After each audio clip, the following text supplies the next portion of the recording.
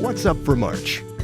Mars and friends in the evening, and a brilliant pair of planets returns. In the first week or so of March, you'll find Mars near the Pleiades star cluster high in the west in the hours after sunset. NASA's Perseverance rover successfully landed on Mars on February 18th. And in addition to this latest surface explorer, orbiters from 2 other nations arrived in orbit around the red planet last month, making 2021 a truly international year of Mars exploration. You may also notice a couple of other reddish objects forming a line with Mars. That is, the stars Aldebaran, which forms the angry eye of Taurus the bull, and Betelgeuse, the shoulder of Orion. And speaking of Betelgeuse, astronomers using NASA's Hubble Space Telescope and other observatories have determined the cause of the star's dimming last year was likely due to a cloud of dust ejected by the aging red giant. And while scientists think the star has moved into burning helium instead of hydrogen in its core, they think it's unlikely to explode in a supernova anytime soon. Hopefully you managed to catch a glimpse of Jupiter and Saturn as they came ultra close in their great conjunction in December. Not long after this, the 2 planets left the evening sky as they passed behind the Sun as seen from Earth. Well, now the pair is back, this time as morning planets. In the second half of March, Jupiter and Saturn re-emerge as a bright pair in the pre-dawn sky. They won't be as close as in December, but they're still an absolute joy to observe. So if you're up early, grab a warm drink and step outside to commune with the largest planets in our solar system. Here are the phases of the moon for March. You can catch up on all of NASA's missions to explore the solar system and beyond at nasa.gov.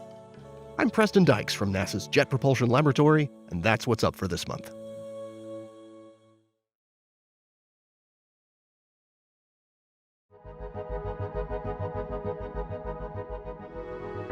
Propulsion, go.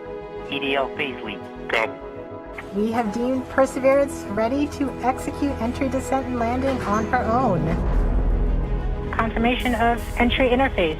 Perseverance is currently going 5.3 kilometers per second, about 120 kilometers from the surface of Mars. It will start controlling its path to the landing target.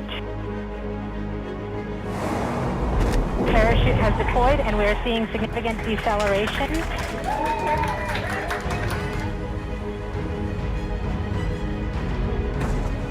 The heat shield has been separated. Perseverance now has radar lock on the ground. The back shell has separated. Skycam maneuver has started, about 20 meters off the surface.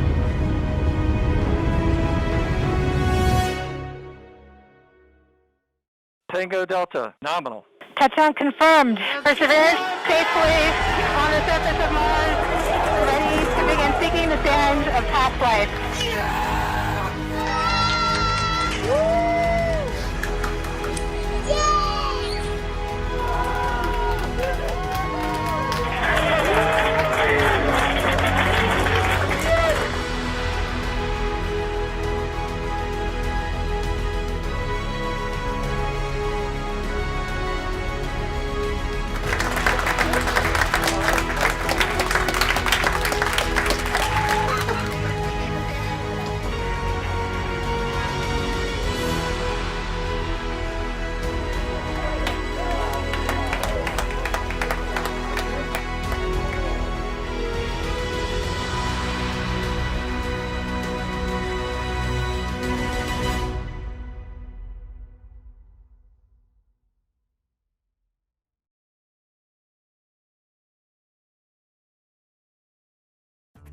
When Mars 2020 Perseverance reaches Mars, it will be the 9th spacecraft NASA has landed on the red planet in 40 years.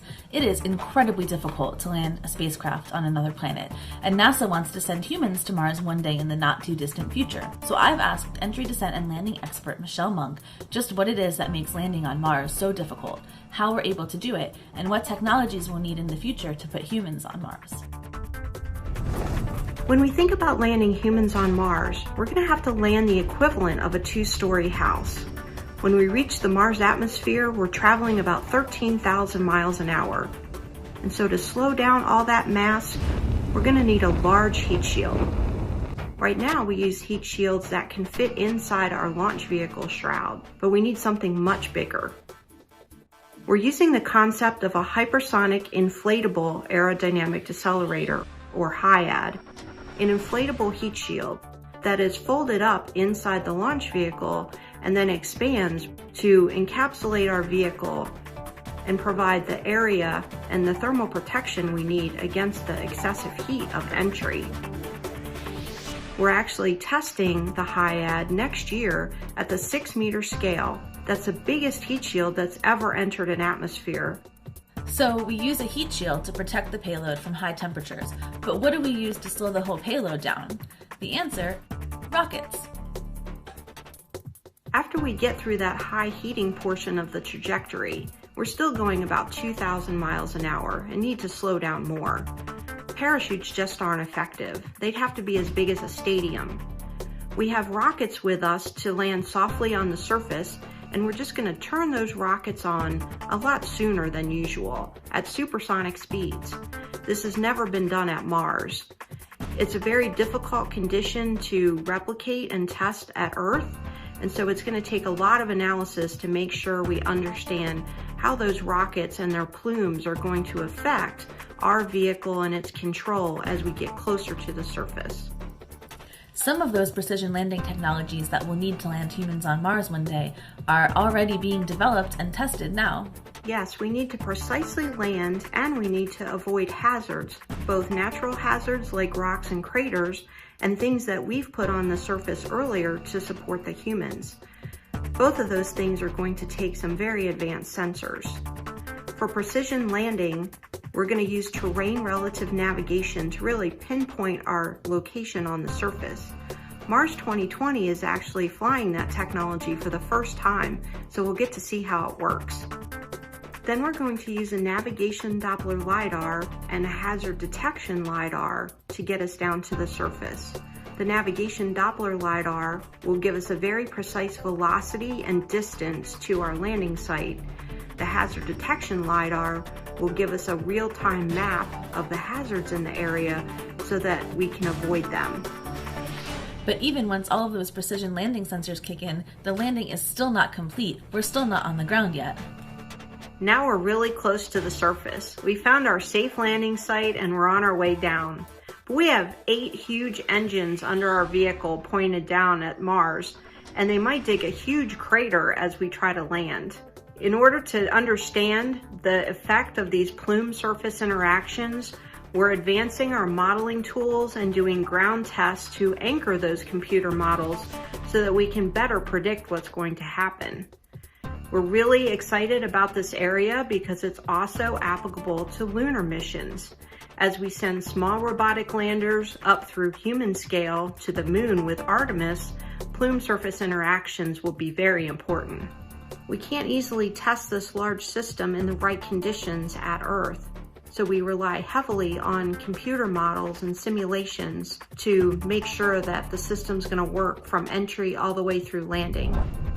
Langley has over a century of expertise in atmospheric flight, and so we're applying all of that history and knowledge to our flights to Mars. NASA Langley is leading the way in developing the entry, descent, and landing technologies we'll need for future Mars missions and for eventually putting humans on the surface.